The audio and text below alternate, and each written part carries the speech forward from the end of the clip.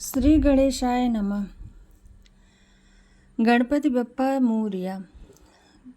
आषाढ़ माह के कृष्ण पक्ष की चतुर्थी तिथि को कृष्ण पिंगल चतुर्थी के नाम से जाना जाता है। इस व्रत में भगवान गणेश की पूजा की जाती है। गणपति बप्पा अपने आशीर्वाद से भक्तों के संकटों को दूर कर देते हैं। संकष्टी चतुर्थी व्रत संकटों से मुक्ति के लिए रखा जाता है। धार्मिक मान्यताओं के अनुसार संकष्टी चतुर्थी का व्रत रात में चंद्रमा की पूजा के बिना अधूरा माना जाता है। इसके बिना आपका व्रत सफल नहीं होता। गणेश जी ने चंद्रमा को वरदान दिया था। जाने कृष्ण पिंगल संकष्टी चतुर्थी 2024 में जो जुलाई में पड़ रही है उसका शुभ मुहूर्त और इस चतुर्थी का महत्व क्या है। कृष्ण पिंगल चतुर्थी संकष्टी चतुर्थी 25 जून 2024 को है। इस दिन भगवान गणेश के गजानन एक दंत रूप की पूजा अर्चना की जाती है। इस दिन गणपति भगवान का पूजन करने से व्यक्ति जीवन की प्रत्येक दिशा में सफलता अर्जित करता है।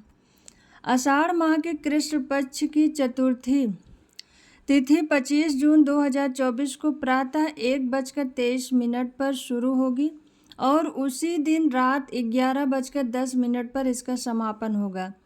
गणेश जी की पूजा का शुभ समय सुबह 5:23 से सुबह 7:08 तक रहेगा और शाम को पूजा का शुभ मुहूर्त 5:36 से रात 8:36 तक रहेगा। संकष्टी चतुर्थी पर चंद्रोदय का समय 11:27 तक रहेगा।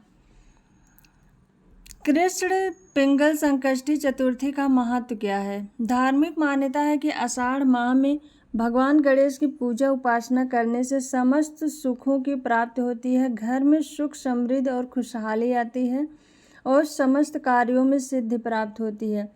गणेश जी के आशीर्वाद से आय सुख और सौभाग्य में अपार वृद्धि होती है। साथ ही सभी प्रकार के शारीरिक और मानसिक कष्टों से मुक्ति मिलती है। कृष्ण पिंगल संकष्टी चतुर्थी की पूजा विधि। संकष्टी चतुर्थी के दिन प्रातःकाल सूर्योदय से पहले स्नान करें और स्वच्छ कपड़े पहनें। एक चौकी पर लाल कपड़ा बिछाकर इस पर भगवान गणेश की प्रतिमा स्थापित करें। इसके बाद प्रतिमा को गंगा जल से स्नान कराएं और फिर धूप दीप प्रज्वलित करें। भगवान गणेश को दूर्वा हार अक्षत लाल चंदन चढ़ाएं। इस दिन संकष्टी व्रत की कथा अवश्य सुनें। चंद्रोदय होने पर चंद्रमा को जल चढ़ाएं और पूजा करें, फिर व्रत का पारण करें। कृष्ण पिंगला चतुर्थी व्रत कथा। एक समय की बात है कि एक गांव में दो भाई रहते थे। उनमें बहन का हमेशा से नियम था कि वह अपने भाई का चेहरा देखकर ही खाना खाती थी। प्रतिदिन सुबह वह उठती और जल्दी जल्दी सारा काम करके अपने भाई का मुंह देखने के लिए उसके घर जाया करती थी। एक दिन रास्ते में एक पीपल के पेड़ के नीचे गणेश जी की मूर्ति रखी थी। उसने भगवान के सामने हाथ जोड़कर कहा कि मेरे जैसा अच्छा सुहाग और मेरे जैसा अच्छा पीहर सबको दीजिए। यह कहकर वह आगे बढ़ गई। जंगल के झाड़ियों के कांटे उसके पैरों में चुभते रहे। एक दिन वह अपने भाई के घर पहुंची और भाई का मुंह देखकर बैठ गई तो उसकी भाभी ने पूछा कि पैरों में क्या हो गया है। यह सुनकर उसने भाभी को जवाब दिया कि रास्ते में जंगल के झाड़ियों से गिरे हुए कांटे पाँव में चुभ गए। जब वह वापस अपने घर आने लगी तब भाभी ने अपने पति से कहा कि उस रास्ते को साफ करवा दीजिए, आपकी बहन के पाँव में बहुत सारे कांटे चुभ गए हैं। भाई ने जब कुल्हाड़ी लेकर सारी झाड़ियों को काटकर रास्ता साफ कर दिया जिससे गणेश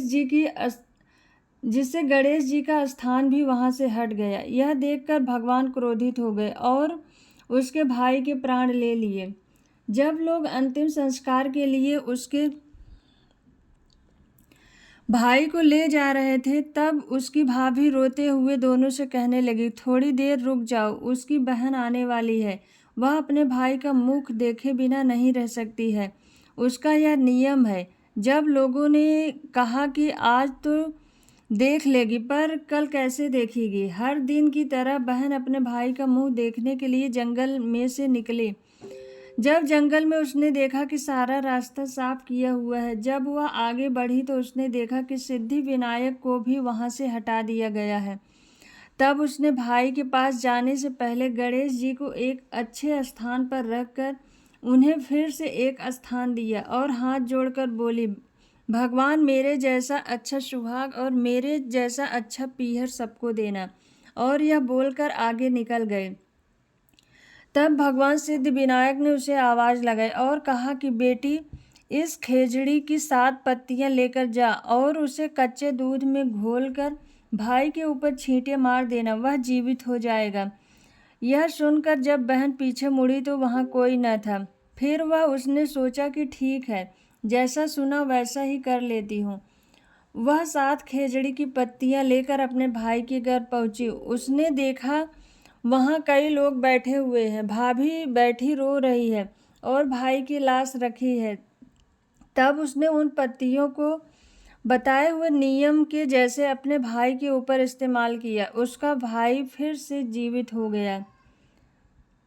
दूर्वा अर्पित करते समय इदम दूर्वा दलम ओम गंग गणपतये नमः, ये मंत्र जीवन में शांति का संचार करता है। एक दंताय विद्महे वक्रतुंडाय धीमहि तन्नो दंती प्रचोदयात्। ओम नमो गणपतये कुबेर एक दिक्रो फट स्वाहा। ये धन संपत्ति के लिए किया जाने वाला मंत्र है। ओम ग्लौम गौरीपुत्र वक्रतुंड गणपति गुरु गणेश।